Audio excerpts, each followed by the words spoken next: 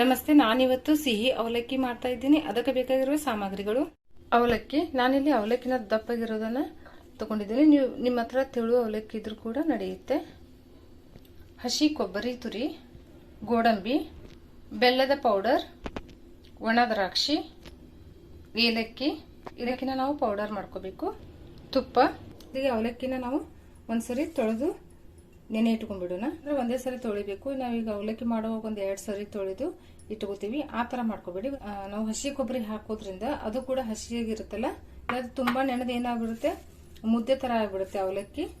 ತಿಳು ಅವಲಕ್ಕಿ ಇತ್ತಂದ್ರೆ ಹಂಗೆ ಹಾಕೊಂಡ್ಬಿಡಿ. ನಾನಿದು ದಪ್ಪ ಅವಲಕ್ಕಿ ತಗೊಂಡಿದ್ದೀನಿ. ನಾನು ಒಂದ್ಸರಿ ತೊಳ್ಕೊಂಡ್ಬಿಡ್ತೀನಿ. ನೋಡಿ, ನಾನು ಈ ತರ ಒಂದ್ಸರಿ ತೊಳೆದು ಇಟ್ಕೊಂಡಿದ್ದೀನಿ. ಈಗ ಇದು ಸ್ವಲ್ಪ ನೆನೆಯುತ್ತೆ. ಅಷ್ಟರಲ್ಲಿ ನಾವು ಏಲಕ್ಕಿ ಪೌಡರ್ ಮಾಡ್ಕೊಂಡ್ಬಿಡೋಣ. ಏಲಕ್ಕಿನ ನಾನು ಸಿಪ್ಪೆ ತೆಗೆದು ಪೌಡರ್ ಮಾಡ್ಕೊಂಡ್ಬಿಡ್ತೀನಿ. ಪ್ರಸಾದ ತುಂಬಾ ಚೆನ್ನಾಗಿರುತ್ತೆ. ಇದೇ ಪ್ರಸಾದನ ನೀವು ಪೂಜೆ ದಿನ ಮಾಡಿ ತುಂಬಾ ರುಚಿಯಾಗಿ ಬಂದಿರುತ್ತೆ. ಇವತ್ತು ಮುಂಚೆನೇ ಮಾಡಿರ್ತೀವಲ್ವ ನಾವು ವಿಡಿಯೋಗೋಸ್ಕರ, ಅದನ್ನು ನಾವು ಪೂಜೆ ದಿನ ಮಾಡಿರ್ತೀವಲ್ಲ, ಅದು ತುಂಬಾ ರುಚಿಯಾಗಿ ಬಂದಿರುತ್ತೆ. ಎರಡೂ ಸೇಮೇ ಇರುತ್ತೆ, ಅದರ ರುಚಿ ಮಾತ್ರ ತುಂಬಾ ಡಿಫ್ರೆಂಟ್ ಆಗಿರುತ್ತೆ. ಪೂಜೆ ದಿನ ನಾವು ಯಾವುದೇ ದೇವ್ರ ಪೂಜೆ ಮಾಡಿದಾಗ ಅವತ್ತು ಅಡುಗೆ ಮಾಡಿರ್ತೀವಲ್ಲ ನೈವೇದ್ಯಕ್ಕೆ ಅಂತ ಹೇಳಿ, ಅದು ತುಂಬಾ ಚೆನ್ನಾಗಿ ಬಂದಿರುತ್ತೆ. ಏಲಕ್ಕಿಗೆ ನಾನು ಸ್ವಲ್ಪ ಸಕ್ಕರೆ ಪೌಡರ್ ಹಾಕಿ ಕುಟ್ಟಿ ಇಟ್ಕೊಂಡಿದ್ದೀನಿ. ಅಂದರೆ ಈಸಿಯಾಗಿ ಪೌಡರ್ ಆಗಿಬಿಡುತ್ತೆ ಏಲಕ್ಕಿ. ನೋಡಿ, ಈಗ ಅವಲಕ್ಕಿ ಪೂರ್ತಿಯಾಗಿ ಡ್ರೈ ಆಗಿದೆ, ಮೆತ್ತಗೂ ಕೂಡ ಆಗಿದೆ. ಈಗ ಒಂದು ಬೌಲ್ಗೆ ಅವಲಕ್ಕಿ ಇರ್ತೈತಲ್ಲ ಹಾಕೊಂಡ್ಬಿಡ್ತೀನಿ. ಸ್ವಲ್ಪ ಉದುರುದ್ರಾಗಿ ಮಾಡ್ಕೊಂಬಿಡಿ, ಅಂಟ್ಕೊಂಡಿದ್ರೆ. ನೋಡಿ, ಈ ಥರ ಮಾಡ್ಕೊಂಬಿಡಿ. ಇಲ್ಲ, ಬೆಲ್ಲದ ಪೌಡರ್ ಇರುತ್ತಲ್ಲ ಅದನ್ನ ಹಾಕೊಂಬಿಡಿ. ಅಂದರೆ ರುಚಿಗೆ ತಕ್ಕಷ್ಟು ಬೆಲ್ಲದ ಪೌಡರನ್ನು ಹಾಕೊಂಬಿಡಿ. ತುಂಬ ಜಾಸ್ತಿ ಬೇಡ. ಹಾಕೊಂಡು ಮಿಕ್ಸ್ ಮಾಡ್ಕೊಳ್ಳಿ.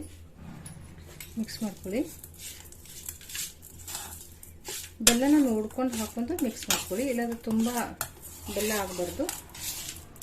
ನಾನು ಸ್ವಲ್ಪ ಹಾಕೋತೀನಿ ಬೆಲ್ಲದ ಪೌಡರನ್ನ. ಕಡಿಮೆ ಆಯಿತು ಅನಿಸ್ತು. ನಾನು ಟೇಸ್ಟ್ ಮಾಡೋದಿಲ್ಲ, ನಾನು ನೈವೇದ್ಯ ಹಿಡಬೇಕು.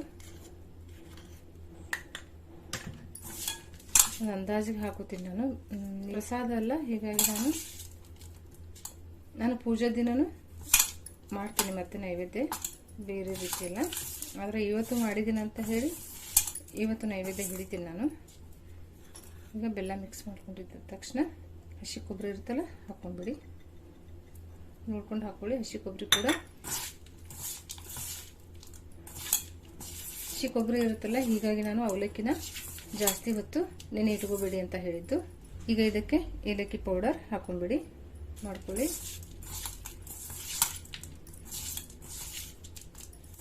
ಈಗ ಇದಕ್ಕೆ ನಾನು ಒಂದು ತುಪ್ಪದ ಒಗ್ಗರಣೆ ಕೊಟ್ಬಿಡ್ತೀನಿ.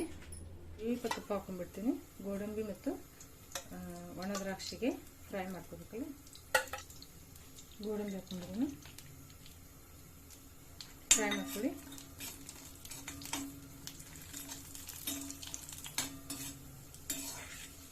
ನೋಡಿ, ಈಗ ಗೋಡಂಬಿ ಫ್ರೈ ಆಗಿದೆ, ತಕೊಂಡ್ಬಿಡ್ತೀನಿ. ಈಗ ಒಣ ದ್ರಾಕ್ಷಿ ಹಾಕೊಂಡ್ಬಿಡ್ತೀನಿ, ಫ್ರೈ ಮಾಡ್ಕೊಳ್ಳಿ, ತಕೊಂಡ್ಬಿಡ್ತೀನಿ. ನೋಡಿ, ಈಗ ಗೋಡಂಬಿ ಮತ್ತು ಒಣ ದ್ರಾಕ್ಷಿ ಇರ್ತಲ್ಲ ಹಾಕೊಂಡ್ಬಿಡಿ. ಮಿಕ್ಸ್ ಮಾಡ್ಕೊಂಡ್ರೆ ಆಯಿತು. ಪ್ರಸಾದ ರೆಡಿ ಆಯಿತು. ಸ್ವಲ್ಪ ಮೇಲೆ ಡೆಕೋರೇಷನ್ಗೆ ಇಟ್ಕೊಂಡಿದ್ದೀನಿ. ಮಿಕ್ಸ್ ಮಾಡ್ಕೊಂಡ್ರೆ ಆಯಿತು. ಪ್ರಸಾದ ರೆಡಿನೇ ಆಗಿಬಿಡುತ್ತೆ. ಜಾಸ್ತಿ ಹೊತ್ತೇನಿಲ್ಲ. ಈ ರೀತಿ ಅವಲಕ್ಕಿ ತುಂಬಾ ಇಷ್ಟವಾದದಿಲ್ಲ ಕೃಷ್ಣನಿಗೆ. ನೀವು ಮಾಡಿಕೊಂಡ್ರೆ ಚೆನ್ನಾಗಿರುತ್ತೆ. ಒಂದ್ಸರಿ ಟ್ರೈ ಮಾಡಿ. ಈಗ ಇದು ರೆಡಿಯಾಗಿದೆ ನೋಡಿ. ಈಗ ಸಿಹಿ ಅವಲಕ್ಕಿ ರೆಡಿಯಾಗಿದೆ. ತುಂಬಾ ಚೆನ್ನಾಗಿರುತ್ತೆ. ಟ್ರೈ ಮಾಡಿ ನೋಡಿ. ಇದನ್ನು ನೀವು ಶ್ರೀಕೃಷ್ಣ ಜನ್ಮಾಷ್ಟಮಿಗೆ ಪ್ರಸಾದವಾಗಿ ಮಾಡ್ಕೋಬಹುದು. ತುಂಬಾ ಚೆನ್ನಾಗಿರುತ್ತೆ. ಒಂದ್ಸರಿ ಮಾಡಿ ನೋಡಿ.